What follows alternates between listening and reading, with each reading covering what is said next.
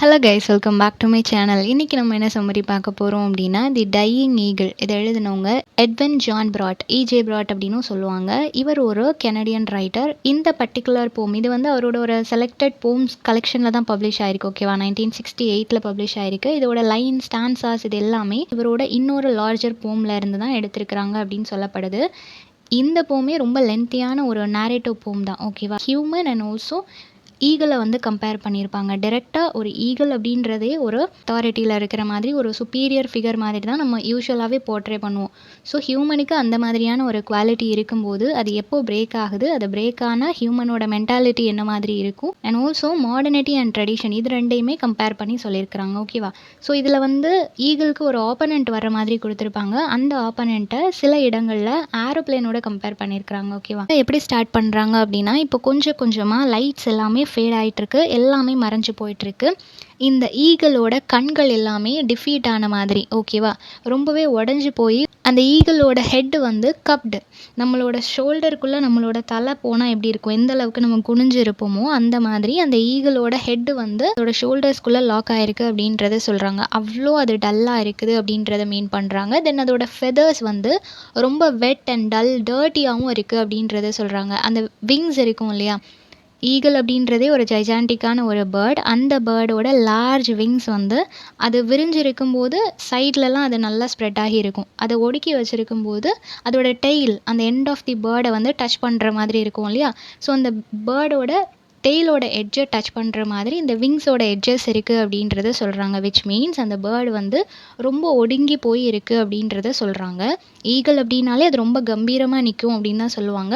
But இவங்க அப்படியே ஆப்போசிட்டாக இருக்குது அப்படின்றத சொல்கிறாங்க. எதுக்காக அப்படின்னா, இந்த ஈகிள் வந்து இப்போ ஓல்டு, அது பழசாயிடுச்சு அப்படின்றத சொல்கிறாங்க. ஆனால் உடனே அவங்க என்ன டிக்ளரேஷன் கொடுக்குறாங்க அப்படின்னா, அதுக்கு வயசாகலை, அதோட ஏஜை வச்சு அது ரொம்ப ஓல்ட் ஆயிடுச்சு அப்படின்னு நான் சொல்லலை. எதுக்காக அது ஓல்ட் ஆயிடுச்சுன்னு நான் சொல்கிறேன்னா, ஒன்ஸ் அது ஒரு கிங் மாதிரி இந்த டாப் ஆஃப் தி மவுண்டெயினில் உட்காந்துருக்கோம் இல்லையா, இப்போ வந்து அந்த மாதிரி அது இல்லை. அது பார்க்குறதுக்கு எப்படி இருக்குது அப்படின்னா, ரொம்ப வெட்டான ஒரு ரேவன் வந்துட்டு நவம்பர் மந்த்லலாம் ஓக் ட்ரீஸில் பார்த்தோம் அப்படின்னா ரேவன்ஸ் இருக்கும். ஓகேவா, ஸோ அந்த மாதிரி அது எப்படி குளிரில் நடுங்கிட்டு இருக்குமோ, ரொம்ப வெட்டான ரேவன்ஸ் வந்து ஓக் ட்ரீஸில் இருக்குமோ, அந்த பிரான்ச்சஸில் ஒரு பயத்தோடு உட்காந்துட்டு இருக்குமோ, அந்த மாதிரி இப்போ இந்த ஈகிளும் உட்காந்துட்டு இருக்குது. ஸோ மென்டலி அது ஓல்ட் ஆயிடுச்சு அப்படின்றத சொல்கிறேன். அதோட ஏஜ் வந்து ஓல்டாக இருந்தாலும், ஏஜ் ஆகலைன்னாலும் மென்டலி அது வந்து வயதான மாதிரி, டயர்டான மாதிரியான ஒரு மென்டாலிட்டியில் அது இருக்குது அப்படின்றத மீன் பண்ணுறாங்க. நெக்ஸ்ட் என்ன சொல்கிறாங்க அப்படின்னா, it was not at night time. இது வந்து ஒரு நைட் டைம் கிடையாது. ஏன்னா சன்னே செட் ஆகிறதுக்கு இன்னும் 1 hour இருக்குது. ஸோ சன்செட்டே ஒரு நியர்லி ஒரு 5 to 6 o'clockனு வச்சுக்கோங்களேன். ஸோ அதுக்கும் முன்னாடி 1 hour இருக்கும்போதே அந்த ஈகிளை சுற்றி ஒரு டார்க்னஸ் ஃபில் ஆன மாதிரி அதுக்கு ஃபீல் ஆகுது அப்படின்றத சொல்கிறாங்க. அந்த ஈகிளோட சோலுக்குள்ளே ஒரு அயன் ராட் போனால் எப்படி இருக்குமோ, எந்த அளவுக்கு ஒரு பெயின் இருக்குமோ, அந்த பெயின் இப்போ வந்து அந்த ஈகிள் கோ த்ரூ பண்ணிகிட்டு இருக்குது அப்படின்றத சொல்கிறாங்க. ஓகேவா, ஸோ ஈகிளுக்குன்னே எப்போவுமே யூஸ்வலாக நேச்சுரலாக இருக்கக்கூடிய அந்த ஒரு ப்ரைட் இப்போது வேனிஷ் ஆகிடுச்சு அப்படின்றத சொல்கிறாங்க. இது வந்து எப்போவும் நடக்கிற ஒரு விஷயம் இல்லை. இப்போது டுடே இந்த நூன் டைமுக்கு அப்புறம் தான், நியர்லி அந்த ஆஃப்டர்நூன் டைமுக்கெல்லாம் அப்புறம், ஈவினிங் முடிஞ்சு நைட்டு வர்றதுக்கு முன்னாடி அந்த டைமில் தான் இது நடந்திருக்கு அப்படின்றத சொல்கிறாங்க. அதோட ப்ரைடு வந்து வேனிஷ் ஆகிருக்கு. அது ஒரு கிங் அப்படின்ற அந்த ஒரு நிலையை மறந்து ஒரு வயசான ஒரு ஈகிள் மாதிரி அது இங்கே ஒடுங்கி போயிருக்கு அப்படின்றத சொல்கிறாங்க. ஒரு கிங் மாதிரி அந்த மவுண்டெயினில் அதோட த்ரோனில் உட்காந்துட்டு இருக்கோம் இல்லையா, அது எல்லாமே இப்போ மறைஞ்சு போச்சு அப்படின்றத சொல்கிறாங்க. ஸோ இவ்வளோ நாளும் அது என்ன நினச்சிட்டு இருந்துச்சு, இந்த ஸ்பேஸ் எவ்ரிவேர், அது எங்கெல்லாம் பார்க்குதோ, எங்கெல்லாம் ஸ்பேஸ் இருக்குதோ எல்லாமே அதோட எம்பையர் அப்படின்னு நினச்சிட்டு இருந்திருக்கோம் இல்லையா. எல்லாமே என்னோடது, அந்த ஃபாரஸ்ட்டாக இருக்கட்டும், ஸ்கையாக இருக்கட்டும், அந்த ஃப்ளோயிங் ஸ்கை, வேறவர் எங்கெல்லாம் அது பார்க்குதோ எல்லா இடமுமே, வந்துட்டு ஸ்கையை டச் பண்ணுற இடமா இருக்கட்டும், மவுண்டெயின் ஸ்கையை டச் பண்ணுற இடமா இருக்கட்டும், எல்லா பவுண்ட்ரிஸுமே என்னோடது அப்படின்ற ஒரு மைண்ட் செட் எல்லா ஈகிளுக்கும் இருக்கிற மாதிரி இந்த ஈகிளுக்கும் இருந்துச்சு அப்படின்றத சொல்கிறாங்க. ஸோ ஹிஸ் அப்படின்னு மென்ஷன் பண்ணியிருக்கிறது எல்லாமே இந்த ஈகிள். ஓகேவா, இந்த ஈகிள் வந்து எந்த அளவுக்கு பவர்ஃபுல்லான ஒரு ஈகிள் அப்படின்னா, அதோட ஃபைட் பண்ண எல்லா ரைவல்ஸ், எல்லா வில்லனியஸான ஈகிள் கூடயும் இது ஃபைட் பண்ணி எல்லாத்தையுமே கில் பண்ணிடுச்சு அப்படின்றத சொல்கிறாங்க. எந்த ஈகிளுமே இதோட ஃபைட் பண்ணி அது ஜெயிச்சதா சரித்திரமே கிடையாது. எல்லாமே டிஃபீட் தான் ஆகியிருக்கும். ஸோ அந்த அளவுக்கு பவர்ஃபுல்லான ஒரு ஈகிளாக இது இருந்துச்சு. இந்த கோஸ்டல் ஏரியா ஃபுல்லாக, அந்த அவுட்லைன் ஏரியாஸ் ஃபுல்லாக ரூல் பண்ணுது. அந்த க்ளவுட்ஸோட எட்ஜஸாக இருக்கட்டும், எல்லா இடத்துலையும் இப்போ ரூல் பண்ணிகிட்டு இருக்கிற எல்லா ஈகிள்ஸுமே என்னோட ஜென்ரேஷன் தான் அப்படின்றத சொல்கிறாங்க. இவரோட டெசன்ஸ் இந்த ஈகிளுக்கு அப்புறமா வந்த எல்லா ஈகிள்ஸ் இதோட வழிமரபினர் தான் இப்போ எல்லா கோஸ்டல் ஏரியாஸ், ஒவ்வொரு மவுண்டன் ஏரியாஸ், கிளவுட்ஸு இந்த மாதிரி நிறைய இடங்கள்ல அது பறந்து திரியிறதா இருக்கட்டும், இல்லை ரூல் பண்ணிட்டு இருக்கிறதா இருக்கட்டும், எல்லாமே என்னோட வழிமரபினர் தான், என்னோட சந்ததிகள் தான் அப்படின்றத சொல்லுது. ஸோ அந்த அளவுக்கு நான் ஒரு ப்ரெஸ்டீஜியஸான, ஒரு ப்ரௌடான அண்ட் ஆல்சோ ஒரு ஸ்ட்ராங்கான ஈகிள் அப்படின்றதுல அதுக்கு ஒரு ப்ரைடு எப்போவுமே இருந்துகிட்டே இருக்கும். தென் அந்த ஈகிள் எல்லாம் இப்போ ரூல் பண்ணுறதுக்கு என்ன காரணம், நான் எப்படி டீச் பண்ணேன் அப்படின்றதையும் அது சொல்லுது. என்ன அப்படின்னா, அந்த ஈகிள் அதோட மேட், அதோட பார்ட்னர் இருக்கும் இல்லையா, அந்த ஈகிளோட சேர்ந்து ஈகிள்ஸ் எல்லாமே அந்த லிட்டில் ஈகிள்ஸ்க்கு எப்படி பறக்கிறதுக்கு கற்றுக் கொடுக்கும் அப்படின்னா, அந்த மவுண்டனோட டாப்பில் இருந்துட்டு அந்த நெஸ்ட் எல்லாமே அந்த மவுண்டனோட டாப்பில் ஒரு சிங்கிள் ட்ரீ மட்டும் இருக்கும் இல்லையா, ஸோ அந்த மாதிரியான இடங்கள்ல தான் அந்த ஈகிளோட நெஸ்ட் அந்த ராக்குக்கு இடையில இருக்கும். அப்படிப்பட்ட நெஸ்ட்டில் இருக்கக்கூடிய அந்த லிட்டில் ஈகிள்ஸ் எல்லாத்தையும், அந்த நியூபார்ன் ஈகிள்ஸ் எல்லாத்தையுமே இது வந்து மேலேருந்து தள்ளி விடுது.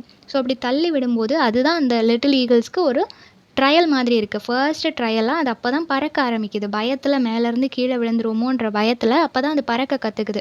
அந்த மாதிரி தான் நான் ஒவ்வொரு ஈகிளுக்கும் கற்றுக் கொடுத்தேன். அதுதான் இப்போ எல்லா இடத்துலையும் இருந்து ரூல் பண்ணிகிட்ருக்கு அப்படின்றத சொல்கிறாங்க. இப்போ இவ்வளோ தைரியமான, இவ்வளோ எல்லா இடத்தையும் ரூல் பண்ணக்கூடிய ஈகிள்ஸ்க்கு எல்லாமே நான் தான் காட்ஃபாதர்னு சொல்லக்கூடிய அந்த ஈகிள் ஏன் ஒரு கிங் மாதிரி இல்லாமல் ஒரு ரேவன் மாதிரி ஒடுங்கி போய் இருக்குது அப்படின்னா என்ன ஆச்சு அப்படின்றத சொல்கிறாங்க. இன்றைக்கி மார்னிங் என்ன ஆச்சுன்னா, என்னோட ஐஸ் வந்து ஒரு சில்வர் ஃப்ளாஷை வந்து மீட் பண்ணுச்சு அப்படின்றத சொல்கிறாங்க. ஒரு ஃப்ளாஷ் லைக் ஷைனிங்கான ஒரு லைனை வந்து நான் மீட் பண்ணேன் அப்படின்றத சொல்கிறாங்க. ஸோ அந்த மவுண்டனுக்கு இடையில ஒரு கேப் இருக்கும் இல்லையா, அந்த கேப்பில் வந்து ரொம்ப ஹைட்டில் இருந்து ஒரு லைட் மாதிரி சில்வர் கலரில் ஃப்ளாஷ் ஆச்சு. அதை பார்த்த உடனே அந்த மொமெண்ட் இந்த ஈகிள் வந்து அப்படியே ஃப்ரீஸ் ஆகிருக்கும். அதுக்கு சடனாக என்ன பண்ணுறதுனே தெரியாது, அப்படியே ஃப்ரீஸ் ஆகிருக்கும். தென் சடனாக அது அலர்ட் ஆகுது. அது ஃப்ரீஸ் ஆன மொமெண்ட் அதோட நெக் பார்ட்டில் இருக்கிற ஃபெதர்ஸாக இருக்கட்டும், அந்த சின்ன சின்ன ஹேர் இருக்கும் இல்லையா, எல்லாமே அப்படியே ஃப்ரீஸ் ஆகிருக்கும். அது எக்ஸ்பெக்ட் பண்ணவே இல்லை. ஸோ அது பயந்து போயிடுச்சு. அதோட அந்த நெயில்ஸ் இருக்கும் இல்லையா, அது வந்து அந்த ராக்ஸை பிடிச்சிட்டு இருந்த நெயில்ஸ் எல்லாமே சடனாக அந்த ராக்ஸ் எல்லாம் அது கீற ஆரம்பிச்சிருச்சு. ஸோ அது வேகமாக பயத்தில் அந்த மாதிரி பண்ணும்போது அதுலேருந்து வர்ற டஸ்ட்டே ஒரு லிட்டில் சீ வேவ்ஸ் மாதிரி இருந்துச்சு அப்படின்றத சொல்கிறாங்க. ஸோ அது ஃப்ராக்ஷன் ஆஃப் செகண்டில் நடந்த ஒரு விஷயம். இந்த ஈகிளுக்கு ஒரு பயத்தை ஏற்படுத்தினதுனால அது பயத்தில் அதோட நெயில்ஸ் அந்த மாதிரி மூவ்மெண்ட் பண்ணும்போது அது ஒரு டஸ்டி வேவ்ஸையே க்ரியேட் பண்ணிடுச்சு அப்படின்றத சொல்கிறாங்க. ஸோ இந்த ஈகிளுக்கு வந்து 1 மினிட் அது என்ன நடந்துச்சு அப்படின்றதே அதுக்கு புரியலை. ஸோ இப்போ அது வந்து யோசிக்குது, என்னது நான் பார்த்தேன், என்னை கிராஸ் பண்ணி போனது என்னது, அது வந்து ஒரு ஹெரானா இல்லை ஒரு ஃபால்கனா இல்லை என்னை மாதிரி ஒரு ஈகிளாக இருக்குமா, என்ன அது அப்படின்னு சொல்லிட்டு அது யோசிக்குது. நெக்ஸ்ட் என்ன யோசிக்குது அப்படின்னா, அது கேமா இல்லை ஃபோவா, அது என் கூட சேர்ந்து விளையாடுற என்னோட சேர்ந்த ஒரு ஈகிளா இல்லை என்னோட எனிமியாக இருக்கக்கூடிய வேறு எதுவும் பேர்டா, என்ன அது அப்படின்னு சொல்லிட்டு யோசிச்சுட்டே இருக்குது. அப்போ அதுக்கு தோன்ற என்னன்னா, சரி நான் தெரிஞ்சுக்கணும், என்னை விட வலிமையாக என்னையே பயன்படுத்துகிற மாதிரி இருக்கிற அந்த பேர்டோ இல்லை வாட் எவர் இட் இஸ் அது என்ன அப்படின்றத நான் தெரிஞ்சுக்கணும் அப்படின்னு சொல்லிட்டு இது ஏன் அப்படின்னா, அதோட அந்த மூமெண்ட் அது வந்துட்டு போன அந்த செகண்ட் எப்படி இருந்திருக்கும் அப்படின்னா, கேட்டபில்டிங் ஸ்டோன். இது என்ன அப்படின்னா, இப்போ வந்து நம்ம சின்ன வயசுலலாம் உண்டிகோல்னு சொல்லுவோம் இல்லையா, ஒரு வி ஷேப்பில் ஒரு கட்டை மாதிரி எடுத்துட்டு அதில் ரப்பர் பேண்ட் கட்டி கல்லை வச்சு அடிப்பாங்க இல்லையா. ஸோ அந்த மாதிரி அடிக்கும்போது அந்த ஸ்டோன் எவ்வளோ ஸ்பீடாக போகும். ஸோ நம்ம நினச்சி பார்க்க முடியாத அளவுக்கு ஸ்பீடாக போய் அந்த டார்கெட்டை அதை அச்சீவ் பண்ணும். ஸோ அந்த அளவுக்கு ஸ்பீடாக என்னை ரீச் பண்ண அந்த ஆப்ஜெக்ட் என்னன்றதை நான் தெரிஞ்சுக்கணும் அப்படின்னு சொல்லிட்டு இது உடனே அது அலர்ட் ஆகிட்டு அந்த ஸ்பீடு எடுக்குது. நான் இப்போ அந்த டாப் ஆஃப் தி மவுண்டன்லேருந்து அது கிட்ட போக போகிறேன் அப்படின்னு சொல்லிட்டு ஒரு ரேப்பிட் ஸ்பீடில் அந்த ஆப்ஜெக்ட் அதை ரீச் பண்ணுறதுக்காக கிட்ட போகுது. நியர்லி அதை ரீச் பண்ணிடுச்சு. ரீச் பண்ணதுக்கப்புறம் என்ன மாதிரியான ஸ்ட்ராட்டஜி யூஸ் பண்ணுது அப்படின்னா, அது வந்து அதோட ஃபைட் பண்ணுறதுக்கு ரெடியாக இல்லை. அதுக்கு முன்னாடி அது என்ன அப்படின்றத தெரிஞ்சுக்கணும் அப்படின்றதுக்காக ஒரு ரவுண்ட் ஷேப்பில் ஒரு சர்க்குலர் மோஷனில் அந்த ஒரு பேர்டை வந்து அப்படியே சுற்றி சுற்றி வருது. அது என்ன அப்படின்றத தெரிஞ்சுக்கிறதுக்காக அதை வந்து அப்படியே சுற்றி சுற்றி வருது.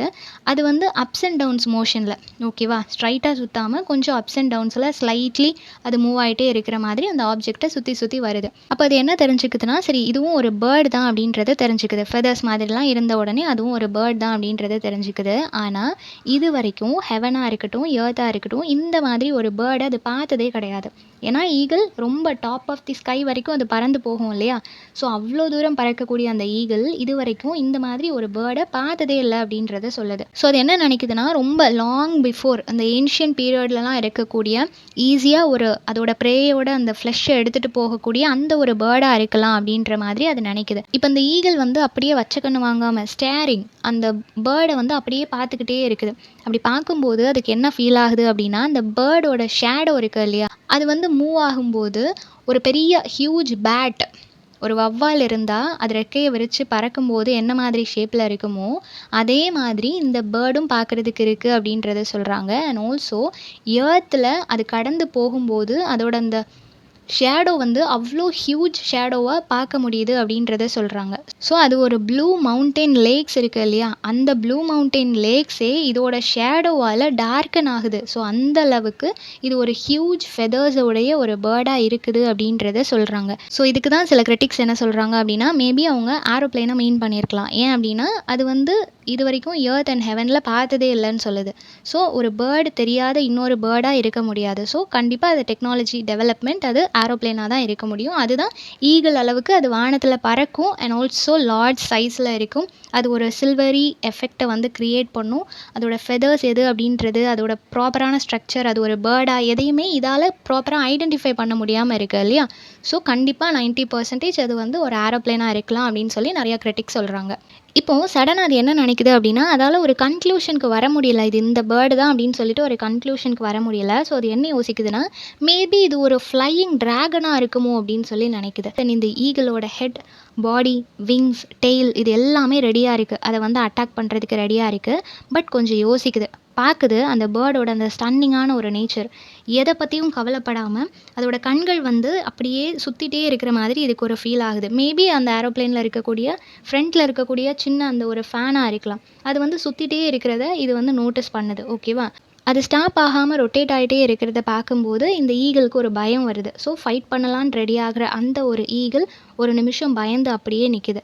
இது ஒரு ஆஃப்டர்நூன் டைமாக இருந்தாலும் அந்த ஈகிள் வந்து இந்த மாதிரி ஒரு ஜைஜாண்டிக்கான பேர்டோட இது வரைக்கும் அதை பார்த்ததும் இல்லை, ஃபைட் பண்ணதும் இல்லை. ஸோ அதுக்கு வந்து ஒரு பயம் இருக்குது அப்படின்றத சொல்கிறாங்க. அந்த பேர்டோட லென்த்தியான அந்த ஷோல்டர் வந்துட்டு ரொம்ப அப்படி பிளேட்டட் மாதிரி கிளிட்டரியாக இருக்குது அப்படின்றத சொல்கிறாங்க. ஸோ கண்டிப்பாக அதில் மெட்டல் வச்சு யூஸ் பண்ணியிருக்கிறாங்க இல்லையா, ஸோ அது ஷைனியாக இருக்கும் ஏரோப்ளேன்ஸ் எல்லாமே. ஸோ அதை மீன் பண்ணலாம். ஸோ அது எல்லாமே பார்க்குறதுக்கு நேச்சுரலாக நார்மலாக இல்லாததுனால இந்த ஈகிளுக்கு ஒரு பயம் இருக்குது அப்படின்றத சொல்கிறாங்க. நெக்ஸ்ட் என்ன சொல்கிறாங்க அப்படின்னா, இது வந்து அதோட தண்டர் வாய்ஸில் சண்டை போடுறதுக்கு முன்னாடி எல்லாருமே ரொம்ப சவுண்டு கொடுப்பாங்க இல்லையா, அந்த மாதிரி இந்த ஈகிளுமே சண்டை போடுறதுக்கு முன்னாடி ஒரு தண்டர் வாய்ஸோட ஸ்டார்ட் பண்ணலாம் அப்படின்னு சொல்லி நினைக்குது. ஆனால் அந்த ஆர்குமெண்ட்டை ஸ்டார்ட் பண்ணுறதுக்கு முன்னாடியே அது வந்துட்டு ஆயிடுச்சு. அந்த தண்டர் வாய்ஸை அதோட அந்த த்ரோட்டில் ஏதோ ஒரு இடத்துல மறைச்சு வச்சிடுச்சு. ஏன்னா அதுக்கு கத்துறதுக்கு பயமாக இருக்குது, ஒருவேளை இது அட்டாக் பண்ணிருமோ அப்படின்ற ஒரு பயம் அதுக்குள்ளே இருக்குது.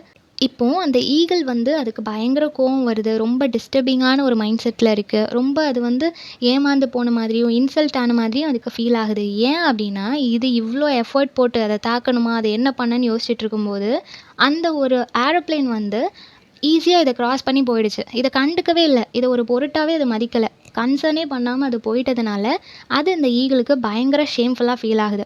அது ஒரு ஆப்ஜெக்ட் இல்லையா, அது இதுக்கு தெரியாது, இதுவும் ஒரு பேர்டுன்னு நினச்சிட்ருக்கு, நம்ம கூட சண்டை போடும்னு நினச்சிட்ருக்கு. பட் இது எதுவுமே நடக்கலை அப்படின்னதும் அதை விட மேலே அது கண்டுக்கவே இல்லை அப்படின்றது வந்து இந்த ஈகிளுக்கு பயங்கர இன்சல்ட்டிங்காக இருக்குது.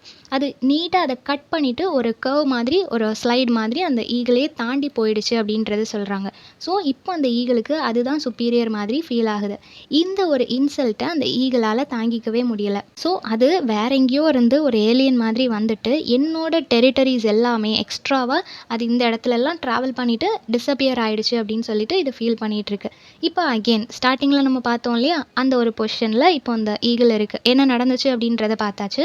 ஸோ ஈகிள் வந்து அந்த டாப் ஆஃப் தி மவுண்டெயினில் அந்த சன்செட் ஆகிறதுக்கு 1 hour முன்னாடி டர்ட்டியான அந்த ஷோல்டர்ஸோட நர்வ்லெஸ் நரம்புகள் எல்லாமே செயலிழந்த மாதிரி, அதோட கால்களும் செயலிழந்த மாதிரி ரொம்ப மோசமான ஒரு கண்டிஷனில் எவ்ரிவேர் எல்லா இடத்துலையும் டார்க்னஸ் அதை சூழ்ந்து இருக்கிற மாதிரியான ஒரு கண்டிஷனில் அதோட வியூஸ் அதை கண்ணால் எதையுமே ப்ராப்பராக பார்க்க முடியல.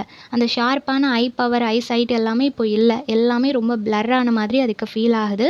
அதுக்கு இப்போ என்ன பயம், அது இப்படி சுருண்டு இருக்கிறதுக்கான ரீசன் என்ன அப்படின்னா, அந்த பேர்டு திரும்ப வந்துருமோ, நம்மளை அட்டாக் பண்ணிடுமோ, அது நம்மளை த்ரெட்டன் பண்ணுமோ அப்படின்ற மாதிரியான ஒரு பயம் அதுக்கு இருக்குது. ஆல்மோஸ்ட் இதோட காது எல்லாமே டெஃப்பான மாதிரி, அதோட விங்ஸை வச்சு அதுவே அடிக்கும்போது ஒரு பயங்கரமான சத்தம் வரும் இல்லையா, அந்த சத்தத்தெல்லாம் கேட்க முடியாத மாதிரி அது காது அடைச்ச மாதிரி ஃபீல் ஆகுது.